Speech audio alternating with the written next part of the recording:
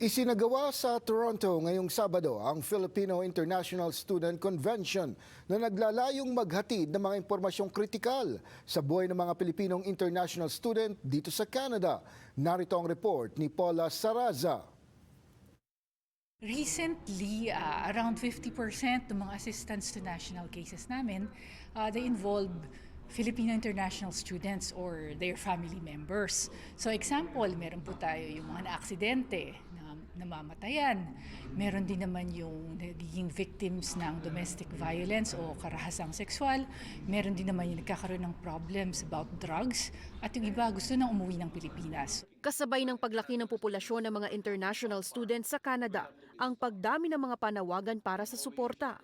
Isa lamang daw ito sa mga nais tugunan sa isinagawang International Student Convention sa Toronto ngayong Sabado. It's not just about coming to school, but it's also about finding housing, employment, different mental health support. So all these organizations bringing their ideas to students so they can understand what's available in their communities. Nasa 200 international students ang nagrehistro sa event na pinangunahan ng Philippine Consulate at UP Alumni Association na layong makapaghatid impormasyon sa mga katanungan tungkol sa immigration hanggang sa mga hakbang para makakuha ng trabaho. All I really want for help with is with how I would continue my career here in Canada. Marami raw kasi sa mga nagtatapos na international students ang nahihirapang makahanap ng trabahong pasok sa requirements ng susubukang permanent residency pathway.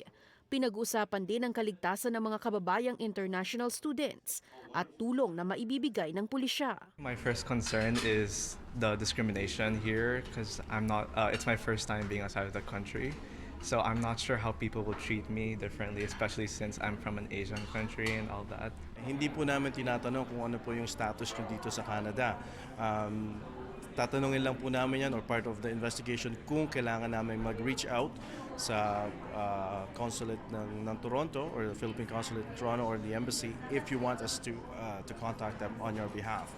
But regardless of your status here in Toronto or Canada, we don't really care about that. What we care about is for your safety, and if you've been a victim of something, you need to let us know. You need to report that to us as soon as possible. Ipinaalam din ang mga libreng settlement services at tips para sa mas mabisang pagbabudget na makakatulong sa mga international student na nais ipagpatuloy ang pakikipagsapalaran sa Canada. We really rely on international students to help us fill some of those positions like the skilled trades, health, human resources, childcare, STEM positions. So, we're welcoming international students and we want them to know that they have supports that once they arrive here and that great jobs in the future.